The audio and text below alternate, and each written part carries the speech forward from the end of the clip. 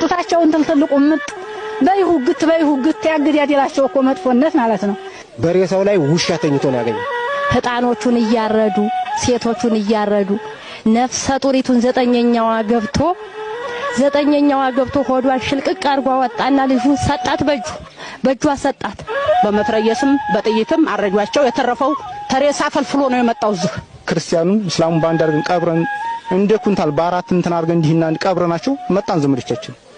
አምስተኛ እኔ መጨረሻ ላይ መጣኝ። ስነሳ ጓደኞቼ ሞተዋል። እኔም ነው እንደነሱ ሙቼ ቢሆን ብዬ በጣም ቀናሁ።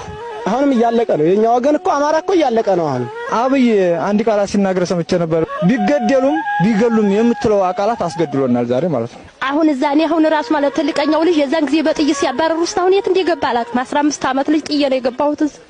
ወንድሞችና ማሽ የቀሩት ዓለም ላይ ቁርስ እንኳን ሳይበሉ እኔ ኩላሊት በሽታ ይዘኛል ባልነጋገረው ይሻል